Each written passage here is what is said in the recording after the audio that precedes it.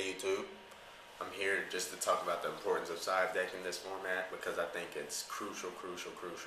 I know I use that word a lot, but I can't stress how important I think side decking plays into this format. Because when you look at the format, just by the numbers alone, it's diverse. A lot of people might disagree because in their certain meta, people using more decks, certain types of deck more than others. But when you look at it, look at all the decks we seen top in random regionals and whatnot. We got Cat, Black Wings, Light Sworn, Quick Draw Synchro, Gladiator Beast, and then we got different decks like I can't even think of them all. We got Quick Draw Plants.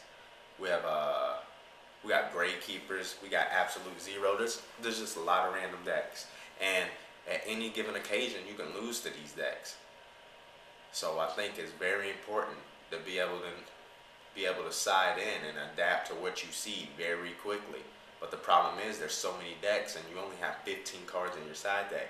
So I think one of the most important tips I've learned this format, even though I haven't seen a lot of people actually applying it, in this, with your side deck this format, you have to have multiple cards that can switch over to different decks. Because you can't try to predict, alright, I'm going to only see these decks. And then what happens like when you see a random like Grave Keepers, then you're like caught with your pants down, so to speak. So I have a list of cards here that I think are good in multiple matchups. So I'm just gonna start giving them out. Well, not giving them out, but you know what I'm saying. So I think one of the best of the cards you could side for any matchup this format is Thunder King. Thunder King, if you special summon, Thunder King hurts you. It's a real good card. And then when you're playing against Machinas, not only can they not special summon, well, they can still special summon. No, actually, I'll take that back. You can stop the big guy, the Fortress, you can stop him with Thunder King. So not only can they special summon if they do it a lot, you can search. Their deck is filled with searchers, gadgets, and the gear frame, which is like a Stratos. Plus is a 1900 beat stick. Is good. Stops Black Wings from searching off Whirlwind. Stops Cat from synchro summoning. Stops GBs from even be able to run over it or sync for Giz. It's just a real good card this format. If you have them, I suggest you side them. Now, if you don't have them, you could side replacements, but you should try to get them. Another good card this format is Dust, for obvious reasons. It's good against GBs, Black Wings, because if you're running a deck like Cat, you know they're probably going to side into skill drains, or if they're not running oppression for some reason, they're going to side into that. And it stops their Whirlwind plays, and it stops the Icarus attack. Also good against a lot of other set-heavy decks, like we got Grave Keepers, we got Machina. So it's just good against decks like that. GBs, another good card, Juju. GBs can't Chariot because it's ruled that it's continuous, and it's going to stay on the field because it has a big defense like 1800. It's good against Black Wings. Good against Machinas because they can't run over easy unless they have the Fortress. Alright, another card, Oppression. Every deck basically special summons, so it's good against a lot of stuff. And then Trap Hole, that's good. If you normal summon, pretty much, it's just good removal. Keep you in the game. A lot of 1-for-1, not letting them set up. Stops Cat, stops Black Wings, GBs, Light Sworn, Grave Keepers, Machina, you name it. It's good.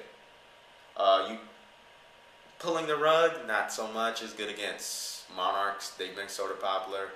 It's good against Machina, but that's pretty much it. D-Prison is also another good card. But if you side, I would side either Trap Hole or D-Prison. I don't think there's a need for both. All the reasons I listed for Trap Hole basically can be applied for D-Prison, but change summon to attack. Everyone attacks. They got to hit anyway. And now with Stardust being popular, it's a real good choice, D-Prison.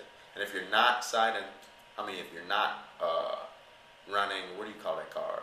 Thought Ruler Archfiend in your extra deck, I think you should, because D-Prison, this card, starting to see a lot more play. Now, going into the second part of my strategy for side deck, is some cards you side can just be so good, but they can only be used for one matchup. Don't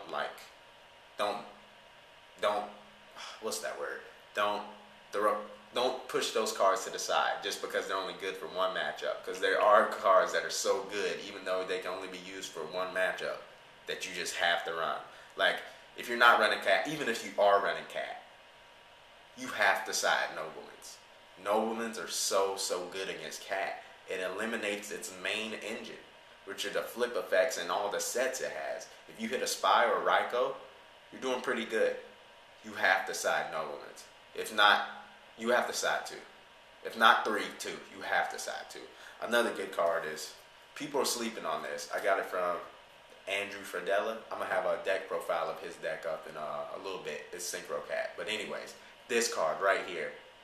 Cyber Proto Dragons, they're so good against Machinas. As long as you have this. Because it treats his name as Cyber Dragon. If you're maining Cyber Dragons and you side these in, it makes it so much easier to beat them. Another card is, in my opinion, Light Imprisoning. Like, it shuts Lightsworn down, especially since they're way slower this format. If I missed any cards, please feel free to just leave me a comment and tell me about them. I want to know what you all side YouTube, so keep me updated. I'll see y'all later.